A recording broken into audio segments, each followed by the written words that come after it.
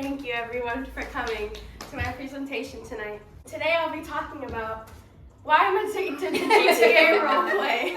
So these are just a table of contents over here. So I'll be talking about like the overview about the game itself, all about the person I watch, April Foos, how she became a gang member and a sugar baby, and relationships. There's more. And then we'll be talking about her music career, her business, the toxicity of actual in real life drama, and where we're at currently. Overview. So a short summary of how Grand Theft Auto roleplay works. GTA is its own game, but when conjoined with an application called 5M, boom, now you can roleplay. See, there's a sea of people on these servers just living their lives here virtually. They can pop in anytime they want, but some people literally spend all their time there. So one of the most elite servers is called No Pixel, and that's the one where I watch most streamers on. And just a little vocab, I'll be bringing these up. NPCs are called locals. OOC means out of character. And when I say in the city or in town or out of the city, out of town, that means whether or not they're in the game or not. And immersion is key. It cannot be broken or else the player is risk of being banned. How I fell down this rabbit hole. I watched a game theory video in 2020 of Matt Pat recommending to watch Tycoon play Among Us. And in 2020, I started watching a shit ton of Among Us. And in the beginning of 2020, I stumbled upon Foozly, who was my favorite instantly. So, how she started GTA. Bro, I'm literally 30%. Charge me now. Jeez, in which his character was named Psych, and the YouTube videos on that were hilarious. Second, we have Valkyrie, another popular streamer that I personally do not watch, but her character was named Raymond, and she is the twin sister of Psych. And then lastly, in May of 2021, Foozly joined, naming her character April Foos, and she instantly became a literal icon in the GTA community. So all about April Foos. This is like, she used this for her song, and she was talking to Psych when she said this. She said, "It's not that I don't want to hang out with you until you have the money, but as long as you're broke, I'm busy." Okay, so how she started. Every new character that enters the city of Los Santos must have a backstory to introduce themselves to other characters. Her backstory: born on April 1st of 1990-something, April Foos is on the hunt for Psych, who damaged her marriage and stole her husband. She wants revenge. She is also a doctor with a PhD, looking for a job at the hospital pillbox. These are usually loose backstories, and it's up to the OOC players if they want to stick to it or just let the city take their character and go with the flow. So settling in. So she's poor. Like anyone else that starts in the city, you have no money, so you need to find a way to sustain yourself and find an income. So the doctor thing. She almost immediately abandoned the concept. To this day, she will reference being a doctor every now and then when she remembers. So a casual criminal. Existing in GTA, it's really hard to avoid the life of crime, but she got pulled in almost immediately doing soft crimes like robbing houses and banks and such. So chemistry with others. April Foos can literally make equal entertaining content with anyone she comes across, and that is usually hard to find in a streamer because they usually stick to like their same group. But this girl literally socializes with anyone, and it's great content. So who is April Foos? Appearance: she got plastic surgery to fix her face. The hearts on her face stayed, as it was canon that her and her family would paint hearts on their faces for fun. Red hair became another characteristic that she chose to have and would stay. Once April pulled out her phone to take a selfie, and that triggered a permanent characteristic that she is a vlogger and influencer that became famous. And her tagline was usually, "Hey, hey vlog, it's your girl April." She would also answer the phones, "Hey blank, it's your girl April." Like, that's just a thing she says all the time. And she briefly scammed people in the beginning that she was a world-renowned yoga instructor, and therefore scamming became another characteristic of hers. She is also proudly arrogant and money-driven. She loves the colors pink and red. Becoming a gang member and a sugar baby. Mr. K, is being poor contagious? So this is the mural of the gang. The people I will be referencing is Mr. K, the gang leader, Rami, a little bitch boy, Uchiha Jones, April's right here, and Raymond's also here, but she stops appearing. Says Sugar Baby. With all the people she hung around and had affiliations that held status in Los Santos, prominently the gang Chain Gang. When socializing, she was naturally attracted to the gang members who were rich. She very quickly got a hold of one of the members of one of the most powerful gangs. So we got Mr. K, Rami, Uchi, Vinny, and Randy sometimes. So those were her main sugar daddies in the beginning. So Chain Gang. And this is her cleaning her face on the mural because she just wants to make sure her face is spotless. So after hanging out with various members of CG, I'll be saying CG from now on instead of Chain Gang, she was determined to become a member. Really ambitious because of how tight of a club it was. She easily melded with the group and the chemistry was great. She hardly participated in actual gang activities, but occasionally brought out her criminal persona Barney St. Clair when she would rob banks with them. Her main title, without shame, in the gang is the Gold Digger. The gang does hold official events exclusive to its members. Like I think last year they had the Chain Gang Olympics. They didn't hold it this year. April proudly wears her CG chain, especially when it can get her out of trouble. The gang is important to her and she remains loyal, especially because she really appreciates the power and the status that it provides her. She eventually lost all her sugar daddies, but if she asks for money, they will give it to her. She regularly will scam anyone out of their money when a situation will require payment. And April has a long list of state IDs. And what state IDs are a person's identification number in which they are a part of how you pay for things in the city. Because she knows so many men's state IDs, she will use them randomly for her benefit.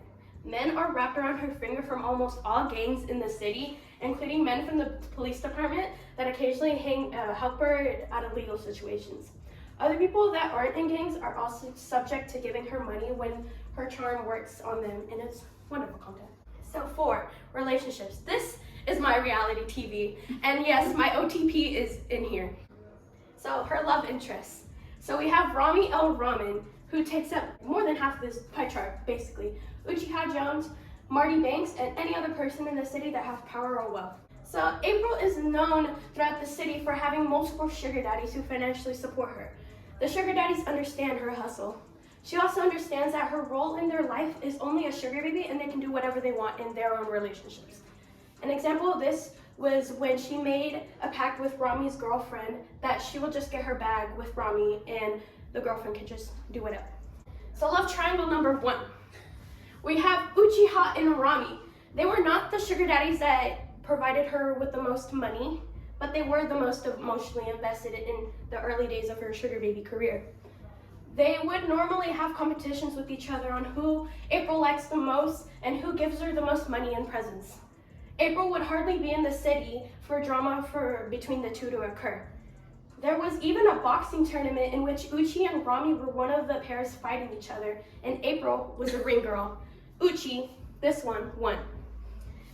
Eventually, the player that plays Uchiha Jones left the city due to OOC reasons, leaving Rami the last one standing. The love triangle was never mentioned again, and we returned back to our sitcom format. Okay, some character introductions. So we have Marty Banks. April meets Marty Banks through when they do a virtual heist. Marty instantly gave her $10K when she asked for a sugar daddy. Marty is the gang leader of Gulag Gang and really hates CG. He likes April, but he literally gets violent when he remembers that she's a part of CG. We have Carmela Corset, has been dating Rami, is in a gang called the Angels, is a boss bitch, and everyone loves her, but her boyfriend Rami treats her like garbage, and she starts to suspect that Rami likes April. So we have love triangle number 2. When on the phone with Rami, Marty comes up to April asking if she needs a ride. And April politely declines, but Rami hears Marty's name and goes apeshit on how they became affiliated. Rami is especially mad because Marty is his arch nemesis in the city who talks a lot of shit towards CG. After a heated phone call on who is right, April receives a text from Carmela asking if April has a crush on him, or a crush on her. April goes in and gets everyone in the gang to side with her as she lets her frustrations out that he is dragging her into his relationship issues. Mr. K, the gang leader by the way, orchestrates a plan to destroy Rami and Carmela's relationship. They get April to frame Rami in an incriminating photo that they send to Carmela. This is that incriminating photo. Mr. K sends Carmela the picture and she instantly dumps Rami. He also sends it to April, in which she tweets it out, destroying his reputation for fun. Rami buys April a $1.7 million Lexus LFA and gives April keys to his apartment, making them roommates in the same day. Rami takes April to prison to visit Carmela, who is currently there due to a failed bank heist, and Carmela goes crazy, rightfully so. Hey, Carmela, Rami, you didn't tell me you were here to see Carmela. I bought us a mansion and you bought her a $2 million car. Oh, God, I didn't want to get involved. $2 million car. I can literally explain. And he's gonna pay all of the loan payments too. So it's really so nice of him. You need to fuck up, okay? Okay. My relationship. Carmela, Well, this isn't what it looks like. It's all literally fake. Cheated on me, Rami. These are case antics. The boys behind Rami, Mr. K and Vinny, help instigate, and we watch this hilarious scene unfold of Rami trying to recover from this scandal. It ends with Rami and Carmela reconciling.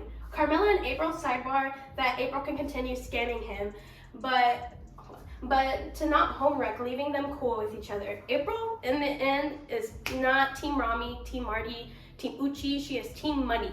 Period. So love triangle number 3. The following day, April goes to a big court case revolving Yuno being in big legal trouble, and pretty much everyone is there, watching, minus most members of CG. April and Marty watch from the stands together and awkwardly hold hands in front of their friends. Unfortunately for April, Rami walks in. Rami took a picture and ran away like a little bitch boy. April ran after him, looking to where he ran to, really dramatically, by the way. And Rami runs up to Marty and punches him, and he says, "Stay away from my girlfriend," calling him his girlfriend. And so Raymond took Rami's side, and Rami quickly cut her off of his money. Rami flees the scene, spreading the word to the gang that April betrayed everyone. April is in shambles because she's afraid for her new lack of income. Marty and April soon decide to date in secret. So this is how dating Marty Banks went. So it was a secret. The only other person who knows is April's personal assistant, Lucas. Marty is her main bitch in hiding. So no money. The next time they meet, Marty says, "We need to talk." Marty explains that he does not feel comfortable in pursuing a relationship if he has to pay her. April must be paid for her time, obviously. So they fight for 40 plus minutes and no one budges. So they break up. Fuck you, didn't need your money anyways. Then we quickly date Rami El Ramen, my OTP. After informing the gang that April briefly dated Marty and broke up, it gets awkward between April and Rami. They go to a big group therapy session in which they agree to a secret relationship because they don't want April's back to be messed up if people know that she's in a relationship. She still wants to be scamming other men. Jealousy. The relationship goes well, minus the fact that Rami gets too jealous to every man she talks to, but April really doesn't really help herself in these situations because she shamelessly flirts in front of everyone, sometimes in front of Rami. So cheating. Mr. K hosts a TV event called Kevin Springer, in which April and Rami are at their worst. As they continuously fight before the show, April catches Rami cheating on her with Carmela in the bathroom, and ultimately leading to a breakup. After learning how much Rami holds against her in the relationship, the cheating, and surprise, Rami has a surprise son that he threw in the dumpster. She dumps Rami on live television, and yes, she is still her sugar daddy after this, and we return to our sitcom format. So this is a family portrait. Randomly, April and Rami canonically have a kid together. Their son is a grown little British boy named Little Bleach. His full name is Chase Odell of Ramen Foos. Due to April and Rami not being together anymore, there's an entertaining arc in which they have to navigate co-parenting their troubled son. Unfortunately, due to their son's OOC player breaking the rules in RP, he has been banned for the past 5 months. It lingers. They, to this day, heavily flirt with each other, noting that over a month ago, Rami and Carmela are married now. He is still on his bullshit whenever April pops back into town, which is pretty much rarely. The siren theory. So, created by Lasagna, one of the city's pop stars, when rumors of April being a homewrecker in Lasagna's relationships are proven false, she comes up with a plausible theory. April is a supernatural being. She can't help herself. It's literally like second nature. Like, she's literally a siren. This is what she's doing. She takes men, she seduces them, takes their money, and then she eats them. She's like a feminist icon. Oh my god, that's so true. Truly. She can't get in the way of feminism. Yeah, like Oh, that that's was one of really my feminist fans. back. Yeah. Hmm. Oh my. Rumors spread and the word travels. People shake in their boots. April knows. The word eventually gets back to April and she fully embraces the title. And now there is a song in the works. Leslie, the player, is currently working on another April song titled Siren, in which the community helped her create. So music. This explains my GTA playlist on Spotify. So her music career, it all started with Sheesh, a dubstep remix that a guy on the internet made of Leslie audio clips, and they also made a song called Sugar Daddy Everyday. These were really famous, and there were her debut singles in the city, which got her the title of music artist in Los Santos. She also has a lot of collabs with great musical artists, and right now 5+ songs are in the works. I believe she said like 3 are done. We're just waiting on the releases of those. And she also has a lot of solo songs. I believe there are 3+ that are in the works right now, are ready to be released. One that are definitely being worked on is Siren, and a song called Homewrecker that she will be working with Carmela. These songs are not at all, like, I'd probably say like Leslie 20% does it, but literally if you go on her Reddit, her community literally writes all the songs, makes the beats and stuff. So these are the Spotify streams. They are quite famous. So we got If You're Broke, I'm Busy, April's Fool, and Sheesh. So taking awards home. Earlier this month, the No Pixel Music Awards took place, in which there were OOC awards. Fuslie herself donated $20K, and each winner got $2K per award, along with priority when logging in on the server. April Fooz's nominations were Best Female Artist, Best Electronic Song, Best Music Video, Best Collab, and Best Pop Song. She took home Best Collab and Best Pop Song with her producer, who did join the server and made a name for himself. And all the stuff that, the money that she won, she redonated back. So this was her acceptance speech. I actually can't believe we won this category. The Bibbos, Nico Rain, St. Noel, Don Dolph. I hope to work with all of you in 2023. Ryan, of course, more songs with you. That'd be amazing. You're a legend for producing this. A huge thank you to him and the Foozlers for songwriting this with me. And if you're broke, I'm busy. This was a line that I said to Psych one day over a year ago when he told me that he had no money. And so naturally I defriended him over it. It felt right. So I made a whole song about it, and it truly became the motto I live by. I'd also like to shout out to the following sponsors for contributing to my bank accounts and supporting me both emotionally and financially. 1041, 1043, 1044, 1045, 1054, 1083, 3655, 7007, and 5891. Thank you so much for the many hundreds of thousands you all have deposited directly into my bank account. And of course, subscribe to my YouTube channel. Thank you so much. Applause. What the fuck is she exposing us, bro? No, I just want to let you guys all know I am actually number 1041, so, no big deal, no big deal. So business. This is how she leans into her arc of not completely relying on men for her money. Now she has another bank or like stream of income. So this was a really brief arc. Very early on the opening of Dean's World, an in-game version of Santa Monica's Pier, she took the business opportunity of creating Sugar Baby Sweets and Beats, in which it was a sweet shop of each dessert inspired by her sugar daddies. It was well received, but immediately abandoned after that day. And now we have Pixel Perfect. After spending the day with one of her many side hosts, William Gullner of the LSPD, he gave her a business idea to bring Polaroids into the city and start a camera business. After a lengthy process, OOC, the company came to life.